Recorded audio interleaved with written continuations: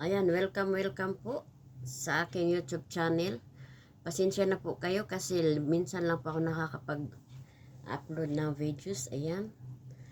Shoutout po sa lahat, sa mga nag-subscribe po sa akin. Ayan, maraming salamat po sa inyo guys.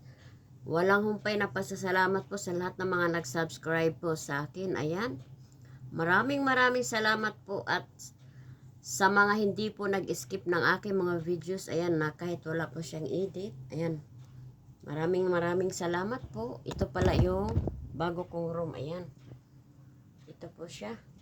So, ngayon wala pa po akong customer. Ayan. Ito po yung aking room. Maliit lang po siya. Pero okay na din. Ayan. Ayan po. Tagal-tagal rin po ako hindi nakapag-vlog. Ayan. So, ganito po guys. Wala pa akong customer ngayon. So, andito pa ako sa room ko. So, kwentuhan muna tayo about life. Ayan. Natutuwa po ako kasi minsan, itong YouTube channel ko po, ginagawa ko po itong parang pastime ko po, pangalawa sa TikTok. Ayan. Bilang OFW po kasi, natutuwa kami. Yung parang, yung lahat ng mga stress namin, lahat ng mga problema, ayan. Parang dinadaan na lang namin sa sayaw, dinanaan namin sa mga Dito naman sa YouTube channel, dito parang sumbungan ko po lahat ng mga stress ko, lahat ng mga problema. Ayan, ganito.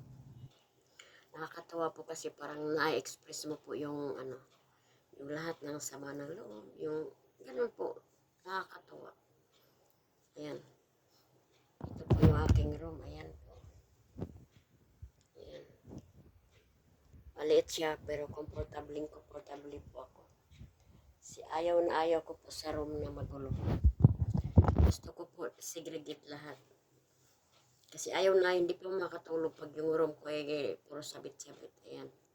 Kailangan nakasegregate po siya lahat. Kaya kahit mahirap po tayo, yung malinis naman yung tirahan natin, okay na yun. Kaya shoutout po pala sa family ko, shoutout sa mga friends ko, shoutout sa lahat ng mga nag-subscribe po sa akin. Maraming salamat po. Ayan. Ito YouTube channel ko po, hindi ko po kumbaga, ito yung parang libangan ko din po. Ayan. Kita nyo po lahat ng mga videos ko, wala talaga siyang edit. Wala po talaga siyang edit kasi hindi po ako marunong mag-edit. Papaturo nga po sa anak ko kasi gusto kong ma-edit ba. Wala na naman siyang time. Ayan. Real talk po tayo, magkakwento na po muna tayo about mga life. Para po sa amin dito sa abroad, kasi nasa labas ang work ko, wala naman ako sa bahay.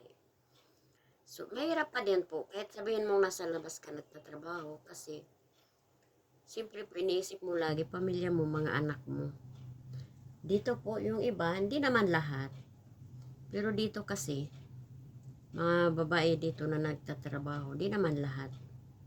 Yung iba kasi dito, napakataas ng ganyan po. Lalong-lalo na po pag may mga uyab sila na mga taga rito.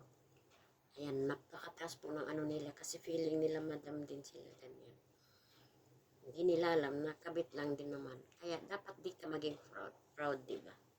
Kasi di mo naman asawa yan eh. Maging proud kapag asawa ka, di ba?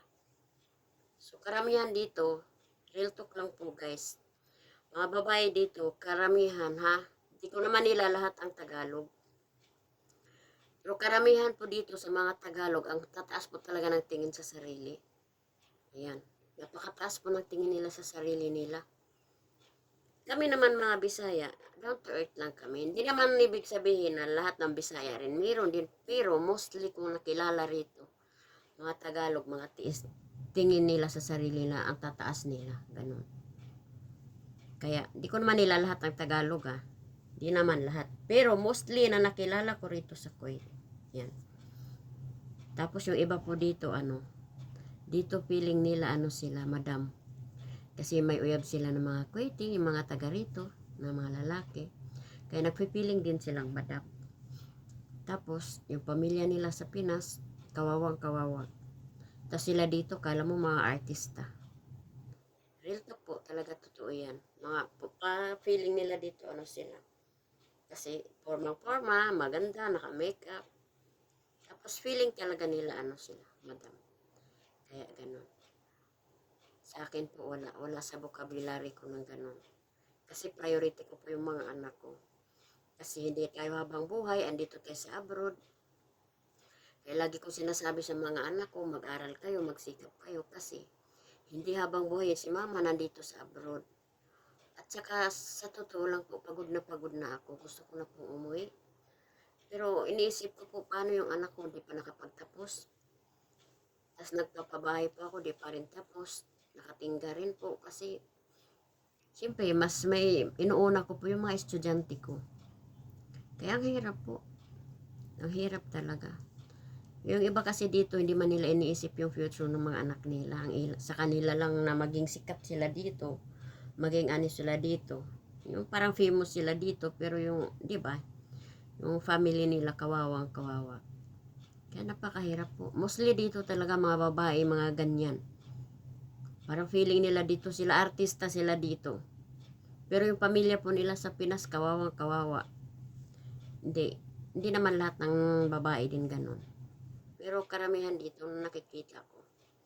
Na iba pa nga doon na sila gumagasto sa lalaki. Kasi love na love nila. Ganun. Ay naku po, wala sa vocabulary ko ng ganun. Ay Diyos ko po. Kasi hindi tayo habang buhay na maging bata, hindi tayo habang buhay na may trabaho. Kaya kailangan hanggang dito na lang po tayo kasi tumatawag na yung aking driver. Bye bye. God bless you all.